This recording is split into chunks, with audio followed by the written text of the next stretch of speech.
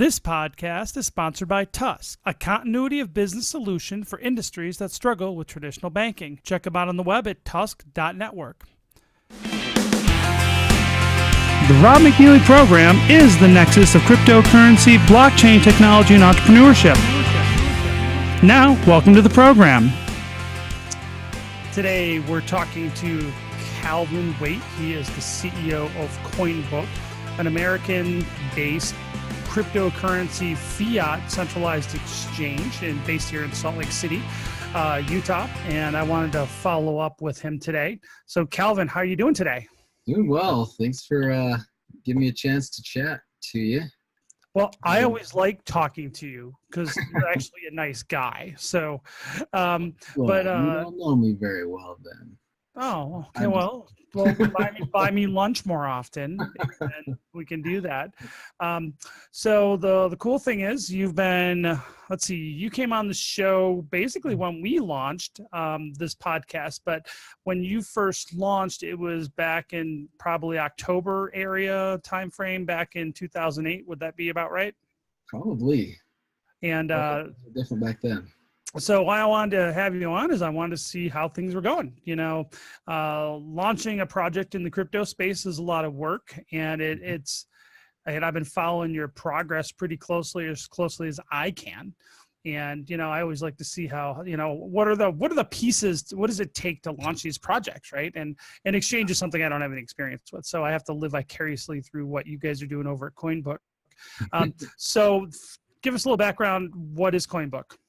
So I think you nailed it. So we're essentially a cryptocurrency exchange, and we're one of the few that is attempting to tackle the fiat to crypto portion of the sphere. And it's a major challenge because we have a lot of regulatory, we have a lot of dealing with the old-fashioned banking system.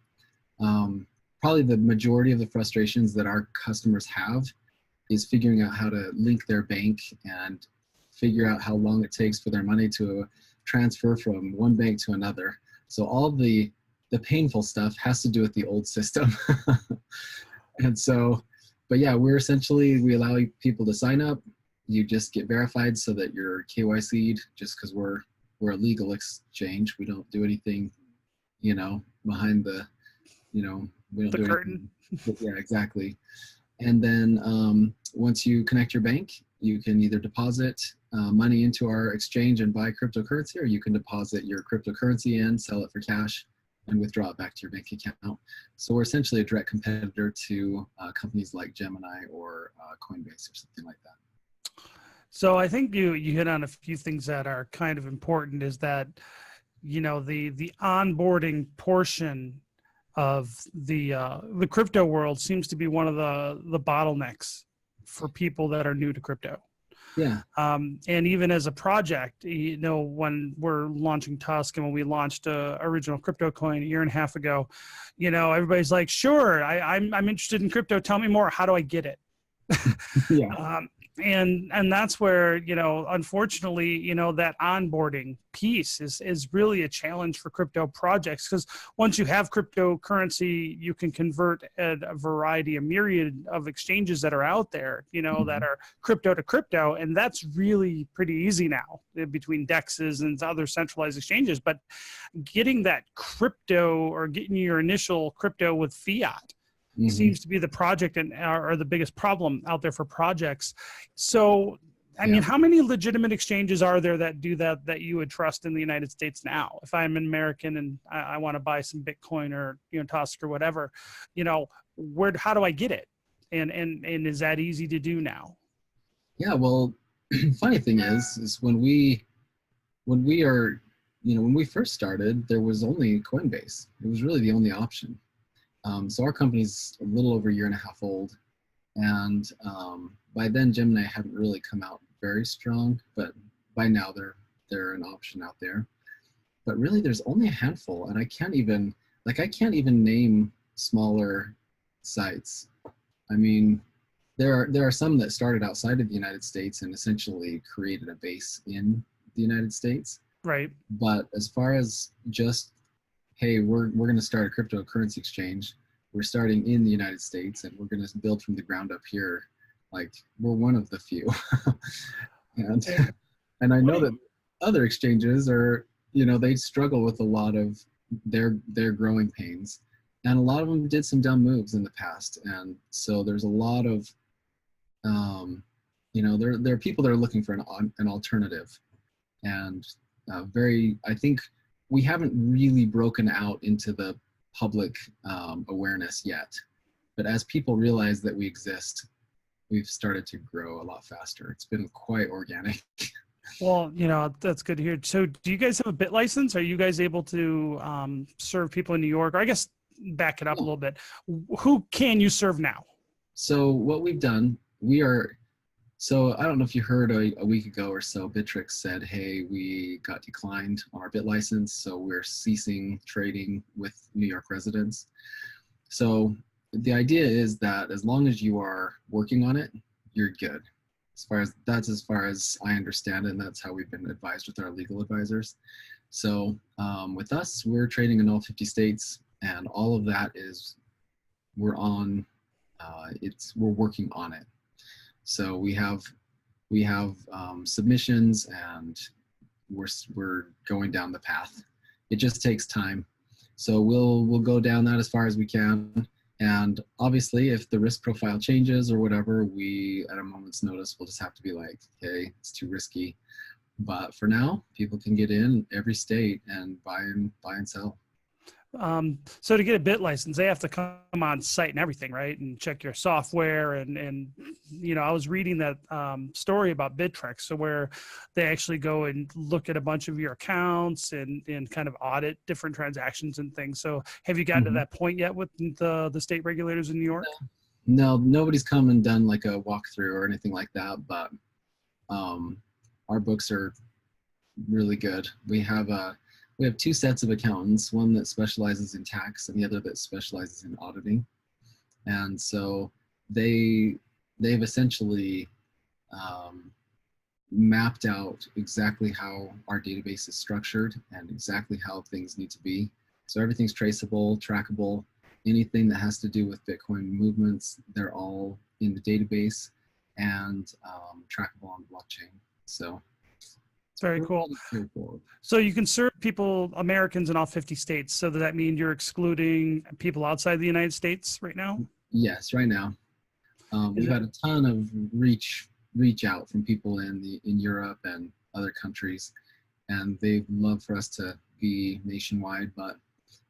worldwide. But I've been a little hesitant to go down that path until we've essentially strengthened our base.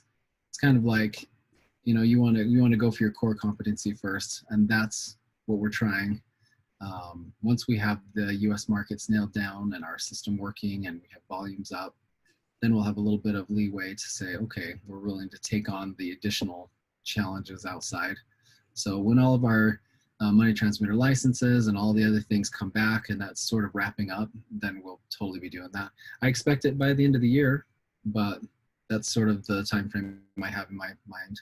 Wonderful. Well, that's good news. I didn't know you were that close, actually, because, and I'm assuming when you start, there's going to be still certain company or countries that you can deal with and some that you won't be able to deal with at that point too. And yeah. I mean, that even gets into funky stuff like, the countries that have, our country has, sanctions against their countries, things like that. So I know that gets a lot more complicated. And here's the thing with regulation in general, right? There's, as an American and an American company, you have to, conform to all the U.S. regulations.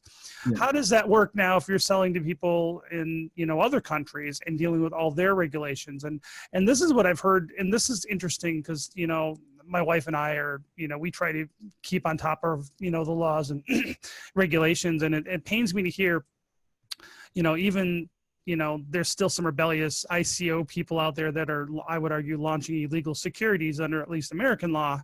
Mm-hmm. And they say, well, we're only serving people in this country or that country. We're not doing Americans. I'm like, okay, but how are you conforming to that country's security laws? Because every country in the world has securities laws too. It's mm-hmm. like, well, we don't have to because we're American. I'm like, it's just like, I'm not surprised that the U.S. federal regulators, are taking some dim view on some of the behavior of people out there, because it's almost like they're willfully ignoring the state having an impact, and having jurisdiction, which the government doesn't like it when you question their jurisdiction typically at all. So, there were several reasons why we decided to tackle the U.S. market first anyway. And one of those was because at the time, a year and a half ago, there was kind of a bottleneck.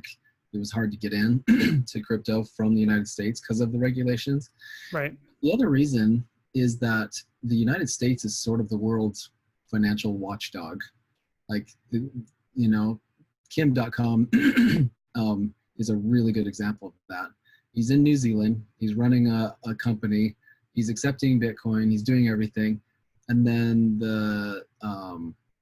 our federal people, I forget the group, but they went in and raided him and stole all of his servers and everything else. And his big complaint is, I've never been to the United States. I've never worked in the United States. I've never done anything with the United States, but everything I own and worked for now belongs to the United States.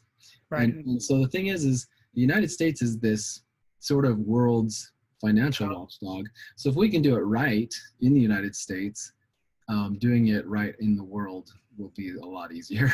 I think the tip of the.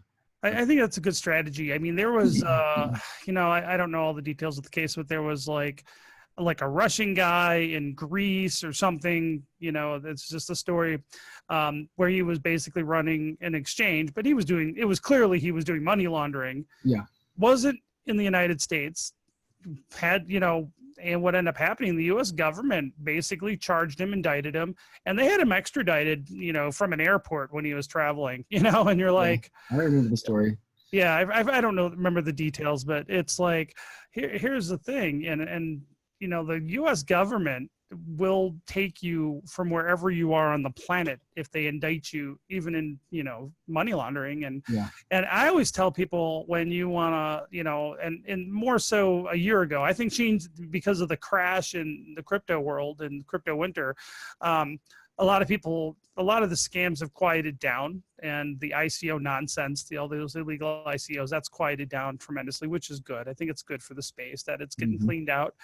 But when you talk to people and they would just kind of dismiss all these regulations and let them come after me, that kind of mindset, and which I think is just ignorant and dangerous. But the fact is, the AML, KYC, the anti-money laundering and know your customer laws came out of the Patriot Act. Let's start there, right? The Patriot Act's the same set of U.S. laws is what they do this whole kidnapping rendition thing and put you in Guantanamo with. It all comes out of the war on terror. And people don't, understand, or a lot of people just kind of dismiss the fact that all those laws were designed to stop money laundering under the guise of fighting the war on terror. And that gives the government, whether it's constitutional or not, I don't know. I don't necessarily agree that they are, but, it gives the government tremendous amount of powers if they deem you a bad person to go get you. And pretty much most governments on the planet are going to comply with American law. It's just how it is. But we can get into a whole political analysis. I just want to, kind of emphasize to people that, there's not a lot of American exchanges because it's complicated and expensive and hard to be compliant. And you guys are.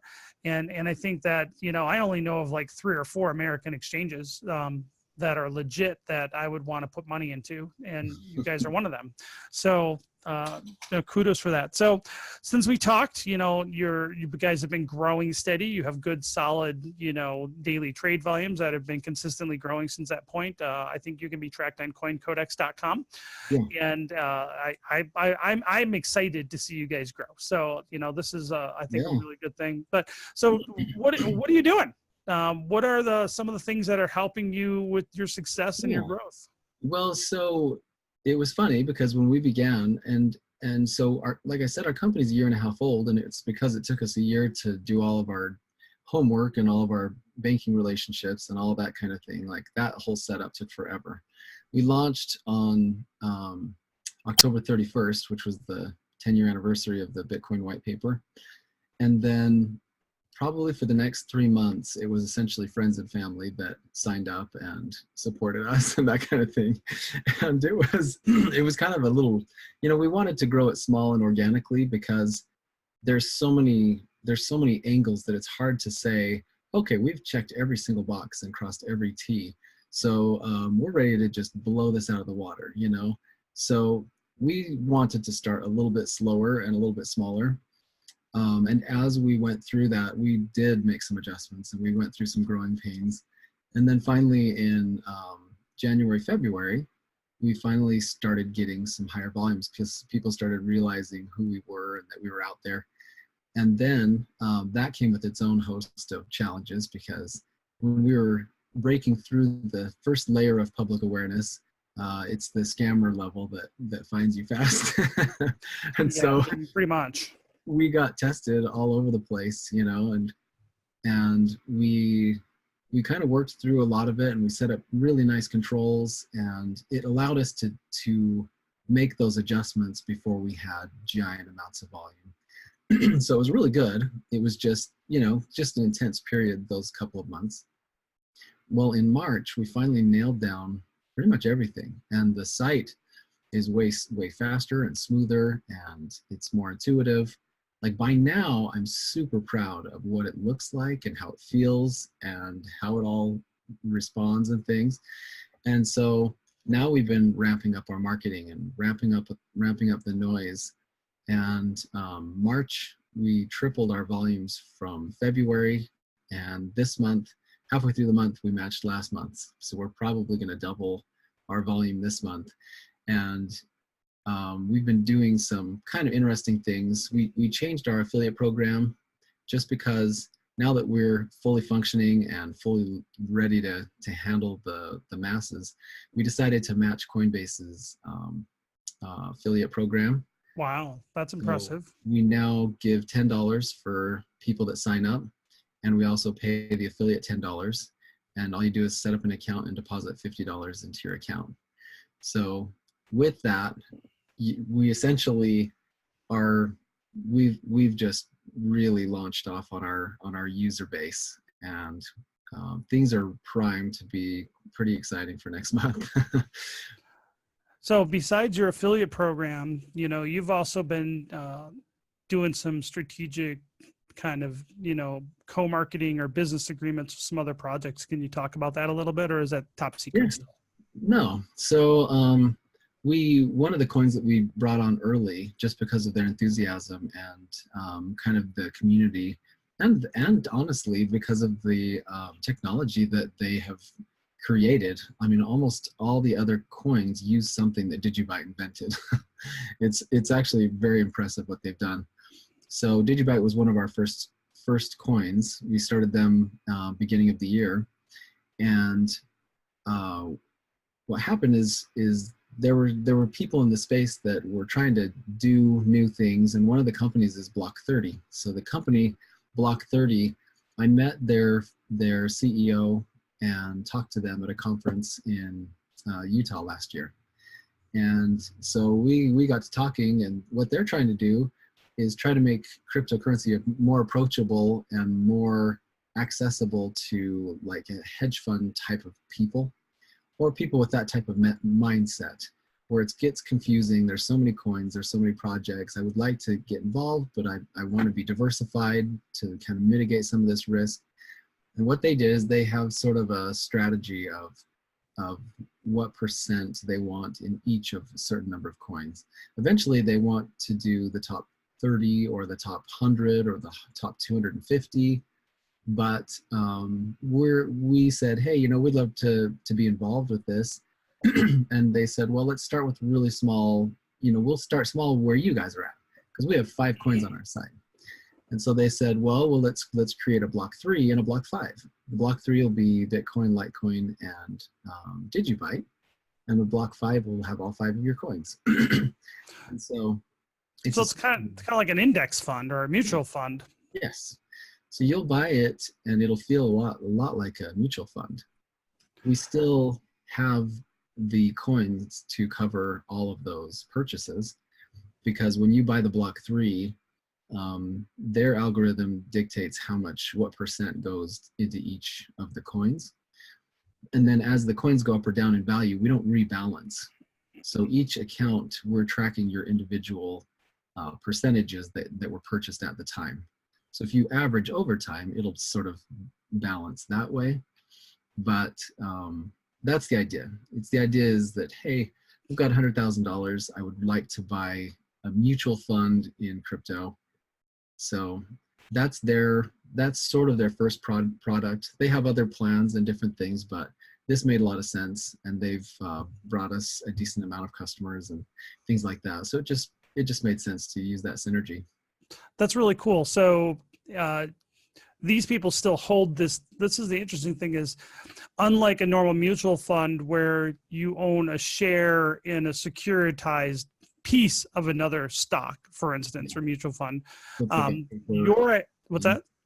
So it's like on paper. It's not even, you don't even Right. own the stocks. You own the dollar equivalent of the index of those stocks. Right, but people are still getting allocated the hard coins or tokens Yes. in this method, which is different. And actually, I kind of like that better. So it gives it sounds like from a usability user perspective, it gives them the feel of a mutual fund, Mm-hmm. which is what they're comfortable with and probably will help adoption, but they still are, technically owning a digital, Yes. the asset themselves. Yes. So it's asset backed and it has the benefit of feeling like a mutual fund. So it's a good idea. Good. There's a lot of people that have invested in it. And the nice thing is that we have the ability to custody the coins and everything else. And so everything's locked down and everyone's, people have their stuff and they can track it. When you mouse over the fund, it actually shows you what percent you have in each of the things and what your individual block is worth.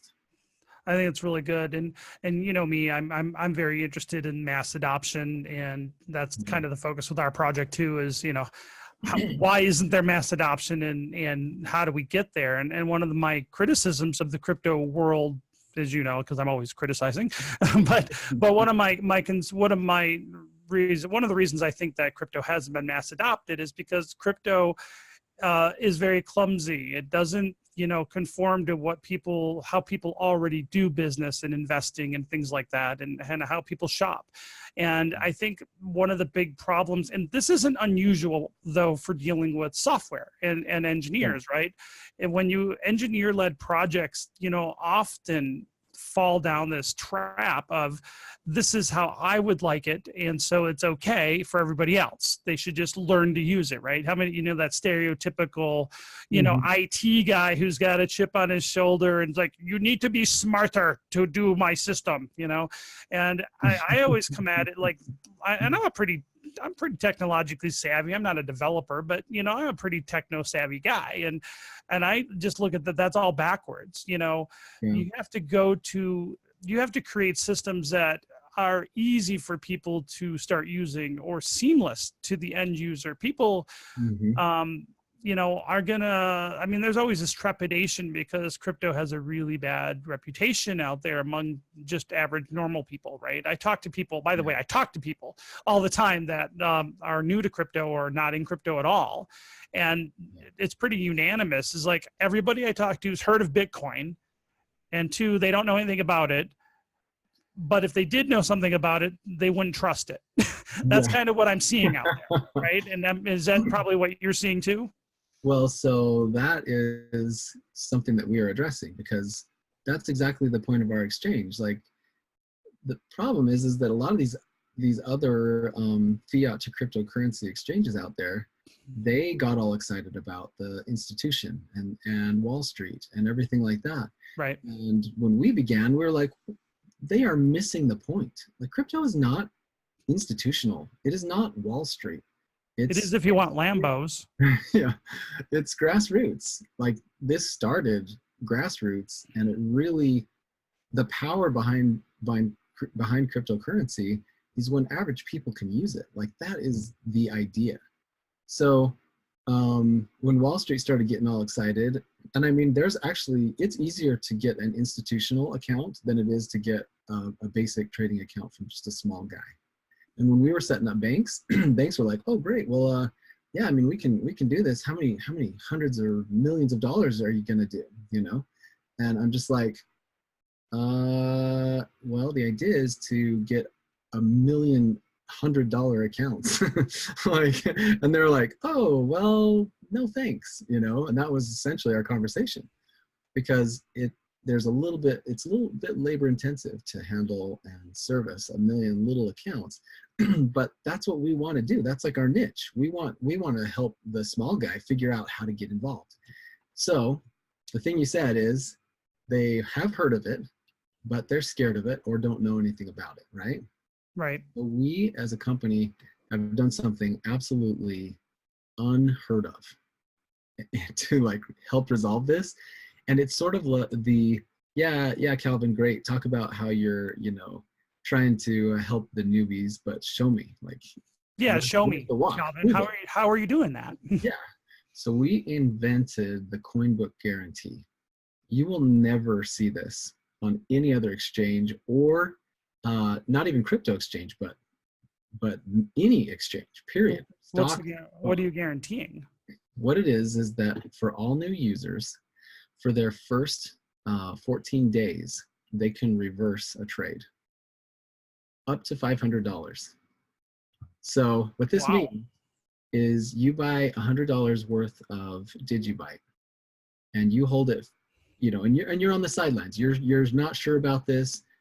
You're scared. You don't know. You've heard all these rumors that you're going to lose all your money and everything else. So you buy $100. It goes down to 90. You click reverse. Like, this isn't a, "Hey, send in a support ticket and we'll fix it for you." It is a red button on your screen that you can actually push it and immediately reverse your trade. Okay, I've got my $100 back. No fees, no issues. I have nothing to lose to test my feet and try out Bitcoin or something like that. It is absolutely. That's insane. Insane. So you just launched this, right? Pretty recently? About a month ago. And so have you had many reversals yet? You don't have to tell me if you don't want to. Yeah, we've had reversals. But see, this is the story, is that I have a neighbor that had never ever invested in cryptocurrency, right? Mm-hmm. So he's like, "I'll put $25 in each coin." And so $125 deposit, he puts in a little bit. A month later, he realizes, "Holy cow, I'm making money." You know what I mean? And so then he puts $200 in each coin. And that's what we expect that this will help people with. You have to get over the fear and realize that, oh, this isn't as bad as I thought it was. And this is probably one of the better investments than anything else I'm investing in, And that's the way I look at it. And I want others to realize that that's the possibility. So if they reverse it or whatever, it's only on your first trade, and it's just for our new users, and $500 is at risk. And so what's the difference? It's as if they hadn't made the trade in the first place. So we wouldn't have made a sale. Well, if they're on the sidelines and they're scared to do it anyway, we wouldn't have made the sale anyway, right? But so the question is, are they going to just pull their money back into their cash account, but they'll probably reinvest it again, I'm guessing, unless they can just liquidate the account. Yeah. So either way. That's amazing. And I'll have to be honest, that's kind of ballsy on your guys' part that you're willing to do that. Like, that's kind of, I've never heard of any, crypto exchange doing that anywhere in the world. Very few can, because we custody our inventory. So as you buy, you're buying from us. And as you sell, you're selling to us. And so we manage all of the inventory, and we custody the coins. So if somebody wants their money back, we have the money. If somebody wants their coins back, we have the coins. You know what I mean? So tell me about that a little bit. That we didn't say that in the beginning, but you're a little different compared to most exchanges, because you're facilitating the exchange, or you are the the group doing the exchange, people aren't trading with other traders on your exchange. And I think that's also a big distinction, right? Absolutely. And that's what makes it impossible for someone else to do a guarantee like this, because you have to say, okay, I'm going to make a trade with another trader, right? And then you have to be willing to give me back my money within 14 days. Like it can't work. So we're in a unique position to allow people the peace of mind to test it out and give it a shot. I mean, it's just absolutely amazing. But yes, so we are a little bit different because we're essentially a retailer. So you go into a retail store, they have an inventory. You can take your money and you can buy the shirt, or you can buy the groceries or whatever, because they have a stock of that. So we have a stock of all of our coins. As you come onto our exchange, you're buying them from us. If our inventories start getting a little low, we have institutional relationships where we can go out and acquire more and balance that out. But from a user perspective, it's essentially, it feels and looks exactly like an exchange, but it's just operated a little differently. And because of the way we set it up, it actually helped a lot with regulatory, because all the broker dealers relationships and all of the things like that, it was like, oh, well, you're not even a broker dealer. You're essentially a retail outfit. It sounds like kind of like a gold store or a silver store, coin store. Like if I guess Coinbook, right?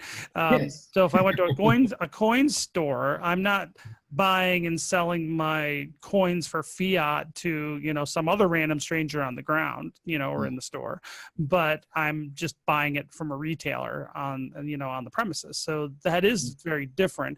And so that makes it, I guess that makes it easier than from a regulatory standpoint on your guys' part. So was that what your initial plan was, is just to help make it easier from the regulatory side?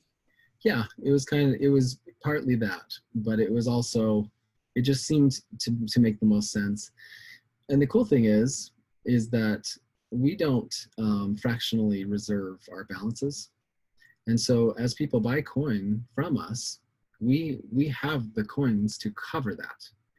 And if we do get low, or if things get scary, we have to go out and acquire, which means that when people are buying a coin, normally you want that to affect the market, right? So how does a market work? There's supply and there's demand. Well, if let's say you've got somebody you've got a whole bunch of depositors, and they've deposited a total of 10 Bitcoin onto the site. And then you've got a bunch of other people that have deposited dollars. Well, everyone's trading back and forth, but as long as the exchange has more deposits than withdrawals, that 10 Bitcoin can be fractionally reserved and forever. Like, they don't need 100 Bitcoin. They need 10 Bitcoin to cover the 100 on the books, right? So in our case, when people make a purchase, we have to go out and move the market.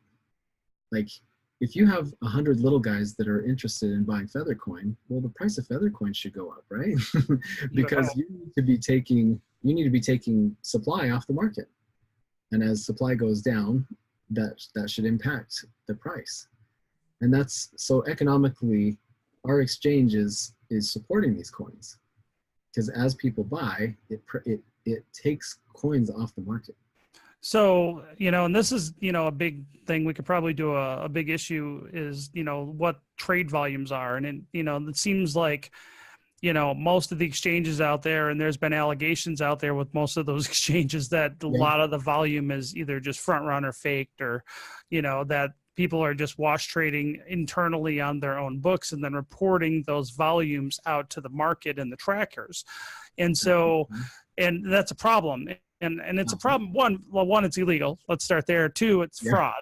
But three, from even as a project or as an investor myself in the crypto world, is that the end users don't have good information on which to base decisions on. And I also think that I call it the exchange problem, for crypto adoption. The exchange problem is a big issue in this space, because, if I'm as a project, I want to, volumes on exchanges are, give me, those are metrics by which I can say we're doing something right or wrong, right? I mean, that's one of those. And if the metrics aren't accurate, then what we do to maybe, if, change what we're doing with our project, we might not have good information. So we can't rely on that information.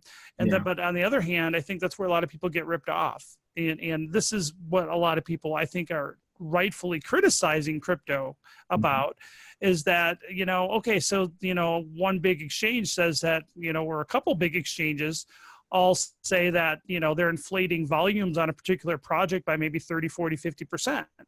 Maybe more, right? And really, if you got 3 or 4 major exchanges all playing the same game and just inflating volumes based on, a similar metric, it'll make projects look like they're much better investments than they actually are. Yes. And I think that's the problem. And on the other hand, actual good projects that aren't getting the attention and they're not having their volumes inflated are not going to look like they're growing, which works the other way, right? It works against them. And so that's one of the things that I really like about what you guys are doing, because your volumes are legitimate. And so whether they're big or small, they're honest. They're real. You know what I'm saying? Right. And so, and I think that, and I'm hoping over the next, year or two, the exchange problem is hopefully going to self-regulate itself away. And I hope, and I think, more people like you and projects like Coinbook are going to be leading that as an example of how to run an exchange so people can make good decisions. And so, high five, to that, because it's important, because I believe in this industry. I really do. People should know that we are not doing any wash trading or anything like that. In fact, so how do you make money as a retailer, right? We have an average price, and we sell at a slight increase. For our buy prices are slightly higher than the average, and our sell prices are slightly lower. We make the difference between that spread. Other companies will sell at the average and then charge a fee afterwards. We just added it to the price so that it feels like full disclosure. This is the price you're actually buying it at, with the fee and everything involved. And so you can't wash trade on Coinbook. You're going to lose that percentage between the buy and the sell. And it's just part of how we've set it up. We feel like it's more forthcoming, but here and there people are, there are those that don't agree, and here and there, but on the vast majority, a lot of people appreciate that. Like, here's your price. There's no additional fees. There's no withdrawal fees or any other kind of fees. And so it feels very clean. You buy $1,000 worth, you do your 1,000, you've got your entire thing. There's no extra fee afterwards or something like that. And as a project, thank you. I'm not on there. Our project's not on, Coinbook yet, but what I'm saying is, as a project, I want to have good information. And to me, because we're trying to build something long-term and sustainable and get real user adoption, and having good information out there is going to be vital to that. And I think, if we can point out, and if an honest exchange that's putting out good information is becoming successful and gaining traction, that's good for all of us. So, I want to do my part to help you get your word out, right? Because I believe in what you're doing. So I appreciate you coming on. Where can people find out more about Coinbook? Yeah, it's pretty straightforward. Coinbook.com is the place, and you just sign up. We have a little bit of information in our footer as far as some of the things we're doing and whatever. But like I said, the best way to get involved and to kind of figure it all out is to do it. So sign up with a little account and put in $50 and test it out. You know what I mean? And what's cool is that we kind of made it fun. So we have some achievements and things. So over the course of just normal trading and interacting with the site, you'll earn more than $30 just by doing your buys and sells with us instead of someone else. And we have games and promotions going on. This month we've got an affiliate contest. So so first place, we're giving out $2,500 in whatever crypto that you like the most. And so we do things to keep things interesting. At Christmas time, we gave everyone that had signed up, we gave them all a shirt. It was our Christmas present. and we're going to do a lot more stuff in the future. So it's kind of a fun community. We've built our own little following, and it's pretty fun. It's a good group. And I take an extra large. I'm still waiting for my shirt. All right. Calvin Weight from Coinbook, thank you so much for coming on. Absolutely. Nice talking to you, Rob. Thank you for listening to the Rob McNealy program. Make sure you check us out on the web at robmcnealy.com and subscribe to our podcast at YouTube, iTunes, and on the Google Play Store.